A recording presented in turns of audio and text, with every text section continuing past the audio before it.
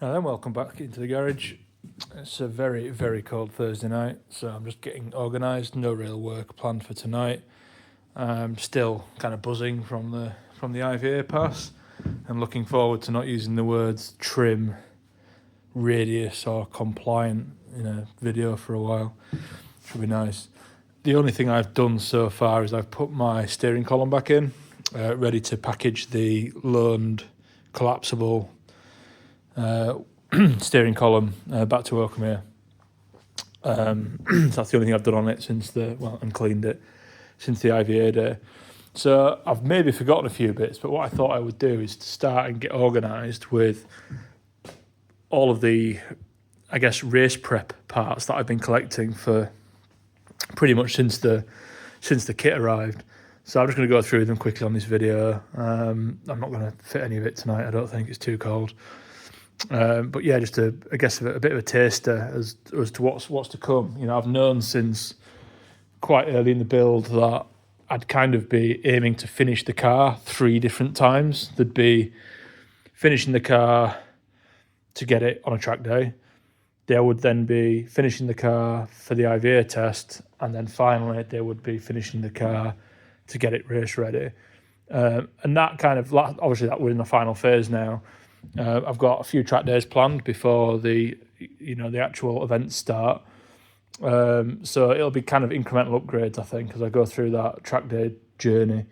The suspension is still going to have a bit of settling to do, so I'll probably be doing a setup on the car a few times between now and when it goes racing. But all of these parts that I've got laid out here, I can start kind of bolting those on from now on, really. So to start this end, there are a couple of parts that were included with the kit car when you buy it. So it's only fair to call those out. So there's a headrest. Doesn't look particularly comfortable, I know, but there's some foam, some self-adhesive foam to go on the back of there. And if you retain the tilt seat, you still have to fit this. You see it would go into that, I think into those holes on the roll cage, just to add extra support. I'm pretty sure the regs say that you have to keep it in place even behind the tillets. But what I'm almost certainly, in fact, I am definitely going to do as soon as I get it organised, is get a resin bean seat fitted into the beanbag seat fitted into this. So this will be the only headrest effectively. So that will be mounted on. That's that. There's the rain light and the bracket for that. So that will be fitted in place with the fog light, wiring wise, and it'll be mounted up here on the crossbar there. What else came with the kit? So the fuel sample valve. So I talked about this on the fuel hose replacement video, but that will effectively go near the fuel rail, and is that part of it? Yeah, let's say that's part of it. I assume it is. That will go in quite close to the fuel rail, in this kind of area somewhere, to allow for any fuel sampling during scrutineering. Then the final thing that was included in the kit were the wrist restraints. So, they basically get tethered onto the 6-point harness and then go around your wrists to stop in a rollover, to stop your arms from flapping around up here and becoming stumps. Good thing to avoid. The V-Box, we know about that. That's already been on the car once and came off again for IVA. But what I have added is this was on back order. This is a small bracket that Caterham provide to effectively allow you to fix the OLED display in a convenient place up there. So that just needs some method of attaching that. There's some brake pads here. These were sold to me from a academy driver from last year. Never got around to using them. So the regulations allow for either the pads that the car comes with or an uprated set. The front of Mintex pads. The rears are these Delphi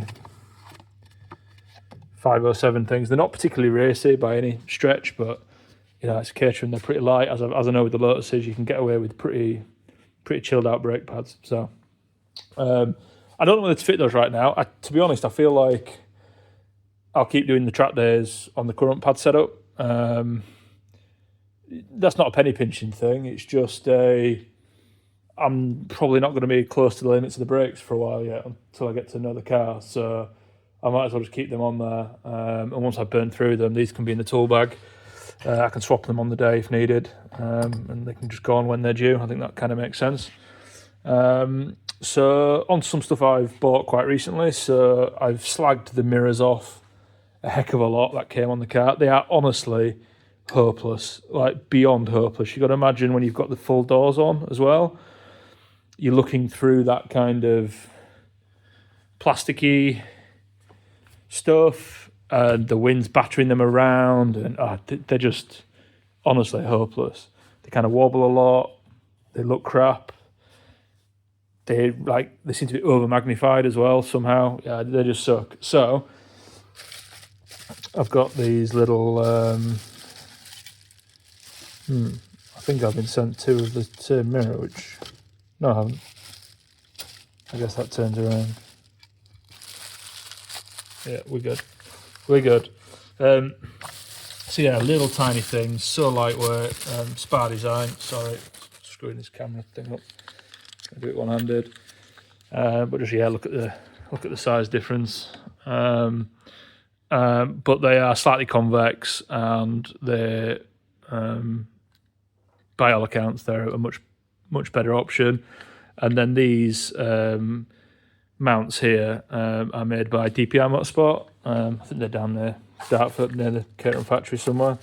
But yeah, it's a nice little tidy little setup to basically just go in place of the IVA mirrors.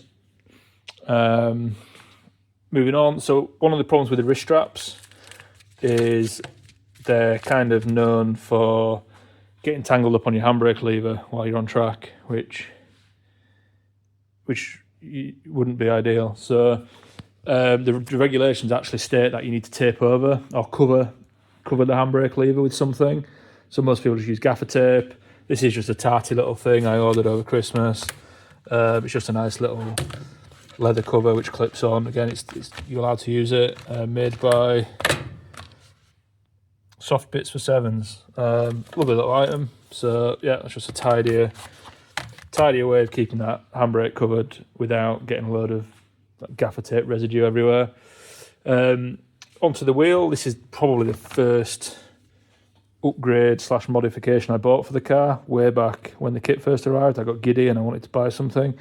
So this is exactly the same as the standard wheel, but it's covered in suede instead, which I find are just a little bit more appropriate when you're driving with gloves on, which of course you have to be on the track. So yeah, I'll get this swapped over at some point. You may notice there are no holes pre-drilled in it, and I am absolutely terrified of fucking that up. So I will put this off for as long as possible and then probably get somebody else to do it. We'll see. What else? Next one, half doors. So again, suck trying to do this one-handed. So if I zoom out a little bit. So yeah, basically these are Caterham items. They fix onto the car without the window part, which means you get a little bit of the shelter from the wind buffeting without losing the visibility that you lose through the excuse me,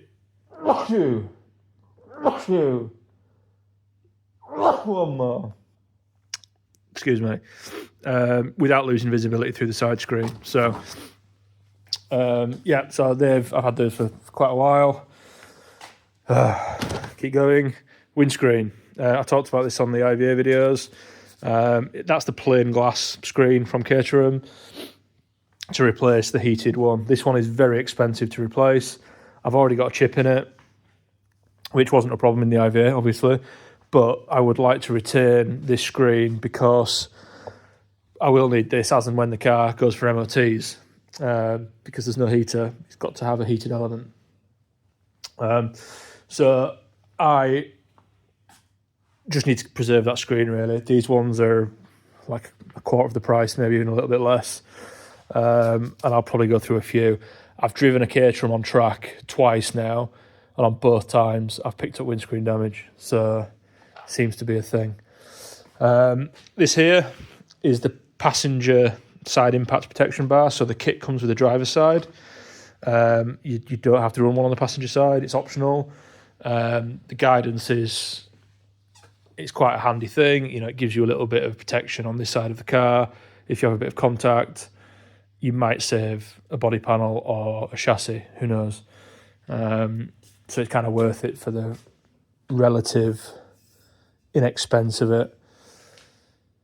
And then finally, I think, anti-roll bar and fitting kit. So the kit ships with what they refer to as the orange anti-roll bar, and this is the red anti-roll bar. It's basically, I think the orange one is 1/2 inch and this one's 3/4 inch. This one's a bit stiffer. They claim there's no competitive advantage, one or the other. In terms of lap time, the claim is that people have won the championship with either bar, which I can believe, to be fair. These cars do seem to be quite sensitive to driving style as much as anything. But the kind of general consensus is run the orange bar, the one it's currently on, the soft bar, if it's wet. Run the red bar if it's dry, and just see what you prefer. Again, as with the brake pads, I don't know whether I just keep the orange bar on for now. The track days I do in the next couple of months are likely to be wet, based on the time of year it is.